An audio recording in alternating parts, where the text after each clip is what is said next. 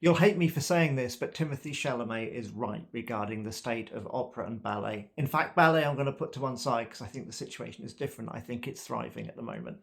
But opera in particular is, as he says, being kept alive, and it's being kept alive by public funding.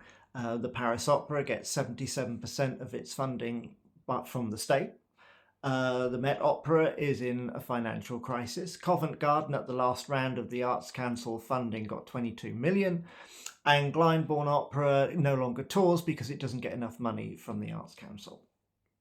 So this idea that he is wrong in saying that it is being kept alive, as in artificially, is true. And that's a big problem. The other issue that we have within opera is that the new operas that are being performed, as in brand new operas, have very little chance of becoming part of the standard repertoire. If we look back to, say, the period 1900 to 1925, and you look at the operas that were coming through then, there was Tosca and Madame Butterfly and The Girl of the Golden West and Ariadne auf Naxos and Salome and Wozzeck and many, many more that have become part of the standard repertoire. Between 2000 and 2025, same length of period, we've got, no, I don't know either. So this is a huge, huge problem for opera and classical music in general. And it's not just opera being kept alive by funding, it's many orchestras as well. So instead of berating Timothee Chalamet every time we see his quote mentioned on social media, why don't we try to get to the bottom of why this is happening? And in my opinion, this is to do with schools. When I was 11 and started high school, which would have been 1985, we had classroom music lessons, and during that first year we studied Danse Macabre and Voltaire and the Capriole Suite and the Pirates of Penzance and the Sorcerer's Apprentice and the Little Train of the Caipira and Fantasia on Greensleeves.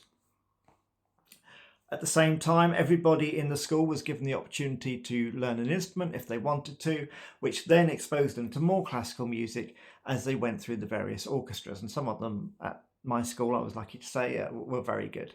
Likewise, there were choirs, at least 3, I think, in the school at that point, and we were able to perform in the Mikado and A Mile in the Night Visitors and West Side Story and Hiawatha's Wedding Feast and Neuer's Flood and various other things. Kids do not get this opportunity now. And so if there is a lack of interest from the young about classical music and opera, we only have ourselves to blame. Because nobody's going to come through as a great new composer or go to opera on a regular basis, and then unless they're lucky enough to be exposed to it at home, unless they are exposed to it at school or on television. And again, the situation is very different to what it was 40 years ago when I was getting into classical music, as you might say, because back then there was only 4 channels and you sometimes had to watch stuff you wouldn't normally watch, and therefore you were exposed to opera on occasion when it used to be on BBC 2 or Channel 4 in the UK.